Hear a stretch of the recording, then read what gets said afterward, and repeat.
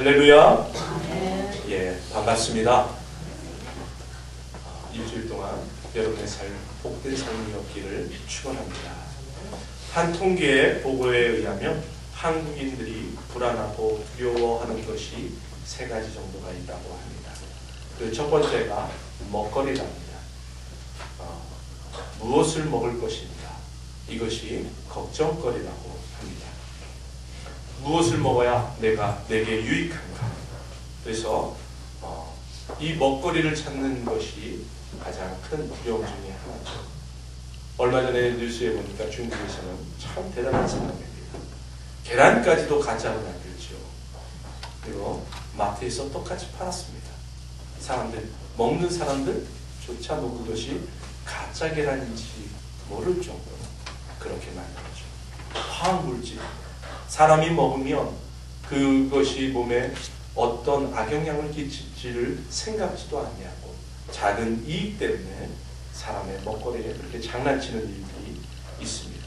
특별히 일본에 지진이 난 뒤에 우리나라 먹거리 중에 특히 생선들 참 먹거리들이 많이 사라졌습니다.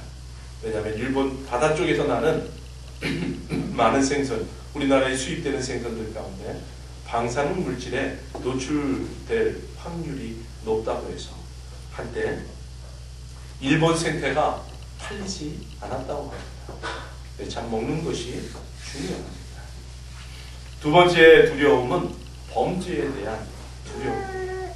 그러니까 세상이 날로 험하고 악해져 가니까 또한 살인, 사건 이런 것들이 많다 보니까 범죄에 대한 두려움에 사람들이 두려움을 가지고 있다고 합니다. 세 번째 문제는 노후 문제라는 거죠.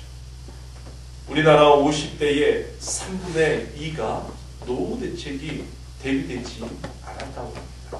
그래서 그들은 이제 자녀들 결혼시키고 또한 독립시키고 학교 보내고 그리고 나서 자기들의 노후를 어떻게 살아야 됩니까?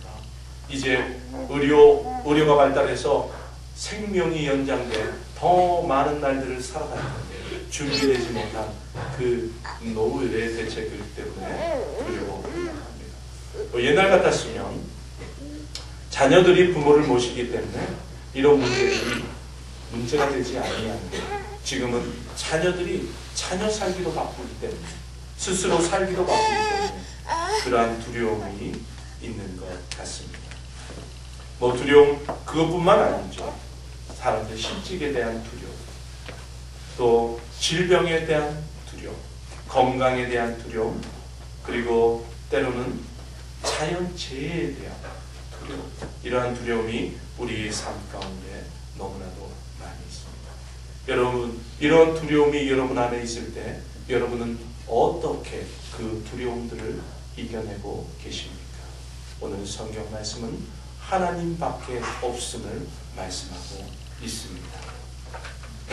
하나님만이 우리의 피난처시고 힘이시고 큰 도움이라고 말씀하고 있습니다. 여러분 그렇게 믿고 살아가고 계십니까? 예. 하나님은 여러분의 피난처시고 힘이시고 환난 날의 도움인 줄로 믿습니다. 우리 한번 이렇게 인사했으면 좋겠습니다. 서로를 보면서 3분 이상 마주보고 인사합니다. 사랑하고 축복합니다. 두려워하지 맙시다.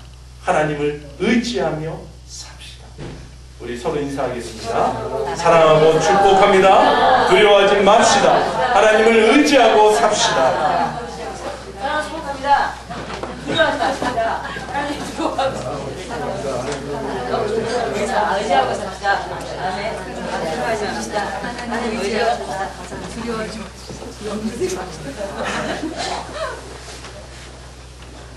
오늘 성경의 본 말씀인 시편 46편이 쓰여졌던 고대의 시대도 사람들에게 지진과 또한 보니까 해일, 바닷물이 쏟아나고 뛰는 이러한 쓰나미가 굉장한 두려움이었던 것 같습니다. 그래서 땅이 흔들리고 산이 흔들리고 바닷가운데 빠지고 바닷물이 솟아나서 뛰놀고 그것이 넘침으로 산이 흔들리는 두려움이 사람들에게 있었다는 거죠. 그러나 오늘 시편 기자는 이러한 두려움 속에서도 두려워하지 아니할 것을 고백하고 있습니다. 왜? 과학적으로 뭐 두려움에 대한 분석이 되어서 그렇습니까? 아니면 그 지진의 원인을 밝혀냈기 때문에 두려워하지 않는 것입니까? 그렇지 않다는 것입니다.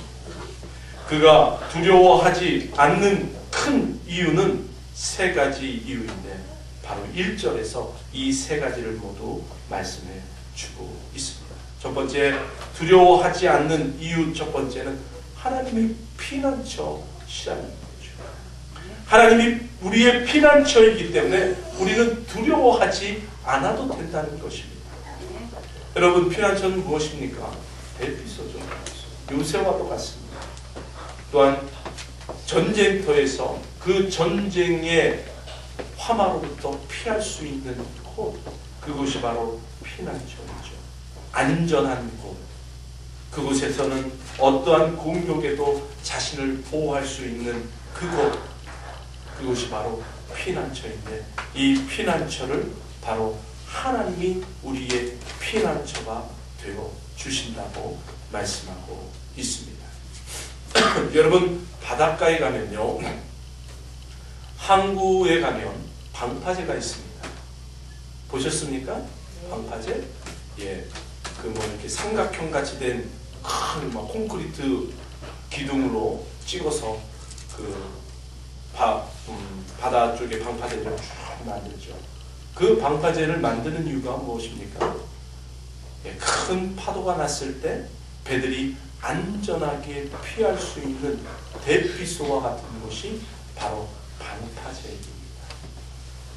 여러분, 환난을 만날 때 우리가 누구에게로 나가야 하겠습니까?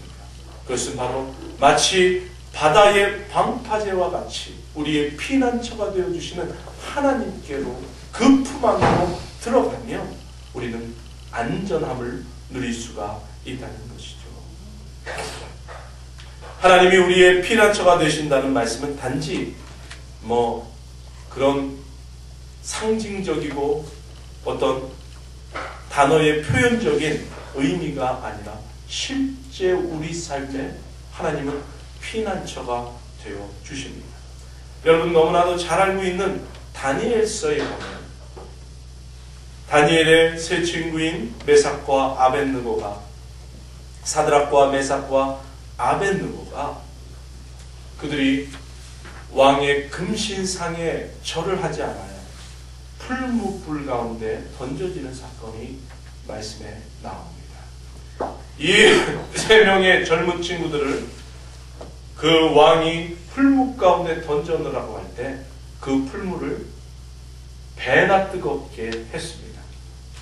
그 배나 뜨겁게 한 그 풀무 가운데 이들을 풀무로 던지던 군사가 그 풀무 근처에 갔다가 불타 죽을 정도로 그 풀무가 뜨거웠습니다. 이 풀무불이라는 게 무엇이냐면 여러분 잘 알고 있다시피 금속을 녹이는 용광로입니다. 금속이 들어가면 금속이 녹는 용광로. 적어도 1300도, 1000도 이상의 그러한 뜨거운 불 가운데로 다니엘의 세 친구는 걸어 들어갔습니다. 그런데 놀라운 일은 그 용광로 속에서도 하나님은 그들의 피난처가 되시니 그들의 머리털 하나도 상하지 않고 그들의 옷이 그름에 거슬리지도 않았다라고 성경 말씀은 말씀하고 있는 것이죠. 그러면 이것은 그냥 몇천 년 전에 구약 성경 시대나 있었던 그런 말씀인가? 그렇지 않다는 것입니다. 오늘 우리의 삶 가운데도 하나님은 우리의 피난처가 되어주신다는 거예요. 여러분이 이 믿음이 있으면 세상의 어떠한 재난과 재앙이 여러분 가운데 몰려온다 할지라도 하나님이 여러분의 보호자가 되어주시고 하나님이 여러분의 요새가 되어주시고 하나님이 여러분의 피난처가 되어주셔서 그 어떤 위험 가운데서도 하나님은 여러분을 보호해 주신다는 사실.